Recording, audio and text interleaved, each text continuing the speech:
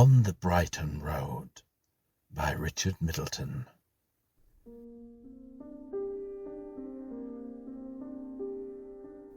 Slowly, the sun had climbed up the hard white downs till it broke with little of the mysterious ritual of dawn upon a sparkling world of snow. There had been a hard frost during the night, and the birds who hopped about here and there with scant tolerance of life left no trace of their passage on the silver pavements.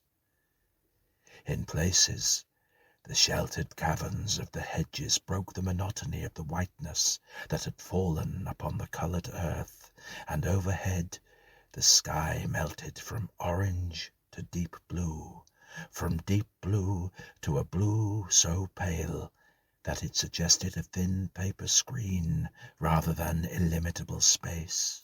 Across the level fields there came a cold, silent wind, which blew a fine dust of snow from the trees, but hardly stirred the crested hedges. Once above the skyline, the sun seemed to climb more quickly, and, as it rose higher, it began to give out a heat that blended with the keenness of the wind. It may have been this strange alternation of heat and cold that disturbed the tramp in his dreams, for he struggled for a moment with the snow that covered him, like a man who finds himself twisted uncomfortably in the bedclothes, and then he sat up with staring, questioning eyes. "Lord, I thought I was in bed," he said to himself, as he took in the vacant landscape, "and all the while I was out here." He stretched his limbs and, rising carefully to his feet, shook the snow off his body. As he did so, the wind set him shivering, and he knew that his bed had been warm. "Oh, well, I feel pretty fit," he thought. "I suppose I'm lucky to wake at all in this, or unlucky. It isn't much of a business to come back to." He looked up and saw the downs, shining against the blue like the Alps on a picture postcard. "That means another 40 miles or so, I suppose," he continued grimly.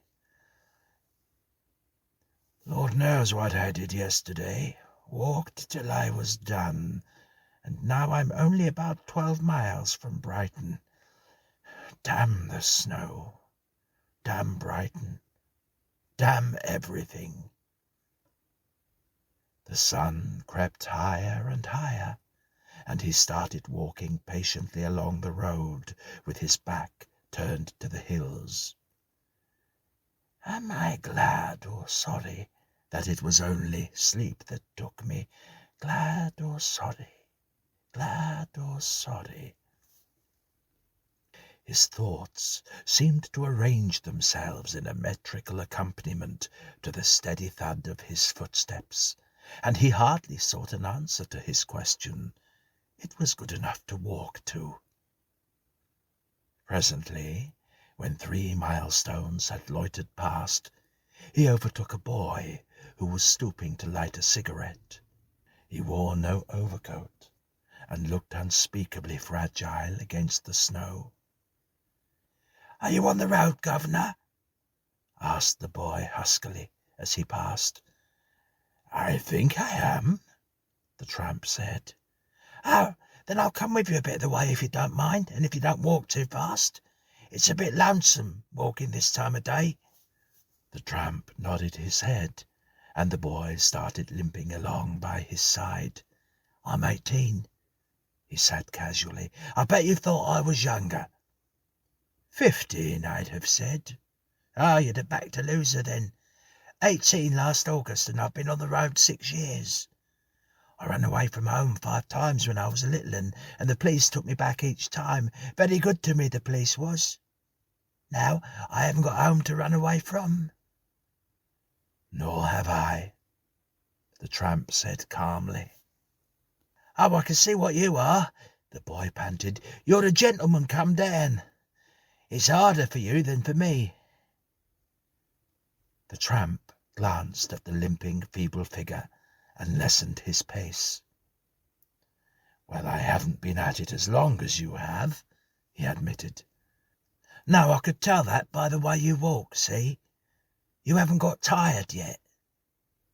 Perhaps you expect something at the other end." The tramp reflected for a moment. "I don't know," he said bitterly. "I'm always expecting things." "You'll grow out of that," the boy commented. "It's warmer in London, but it's harder to come by grub. There ain't much in it, really. Still, the chances of meeting somebody there who will understand—" "Country people are better," the boy interrupted. "Last night I took lease of a barn for nothing and slept with the cows, and this morning the farmer routed me out and gave me tea and something to eat because I was so little. Of course I score there, you see, but in London, soup on the embankment at night, and all the rest of the time coppers moving you on. I dropped by the roadside last night and slept where I fell. It's a wonder I didn't die," the tramp said. The boy looked at him sharply. "How'd you know you didn't?" he said. I don't see it," the tramp said after a pause. "I tell you," the boy said hoarsely, "people like us can't get away from this sort of thing if we want to. Always hungry and thirsty and dog-tired and walking all the time, and yet if anyone offers me a nice home and work, well, my stomach feels sick. Do I look strong? I know I'm little for my age, but I've been knocking about like this for 6 years. And do you think I'm not dead? I was drowned bathing at Margate, and I was killed by a gypsy with a spike. He knocked me head right in, and twice I was froze like you last night, and a motor cut me down on this very road. And yet I'm walking here now, walking to London, to walk away from it again, because I can't help it. Dead. I tell you, we can't get away if we want to." The boy broke off in a fit of coughing, and the tramp paused while he recovered. "You'd better borrow my coat for a bit, Tommy," he said. "Your cough's pretty bad." "You go to hell," the boy said fiercely, puffing at his cigarette. "I'm all right. I was telling you about the road. You haven't got down to it yet, but you'll find out presently. We're all dead, all of us who are on it, and we're all tired, yet somehow we can't leave it. There's nice smells in the summer, dust and hay and the wind smacking your face on a hot day. And it's nice waking up in the wet grass on a fine morning. I don't know. He lurched forward suddenly, and the tramp caught him in his arms. "I'm sick," the boy whispered. "I'm sick." The tramp looked up and down the road, but he could see no houses or any sign of help. Yet, even as he supported the boy doubtfully in the middle of the road, a motor car suddenly flashed in the middle distance and came smoothly through the snow. "What's your trouble?" the driver said as he pulled up. "I'm a doctor." He looked at the boy keenly and listened to his strained breathing. "Pneumonia," he commented. "I'll give him a lift to the infirmary. You too, if you like." The tramp thought of the workhouse and shook his head. "I'd rather walk," he said.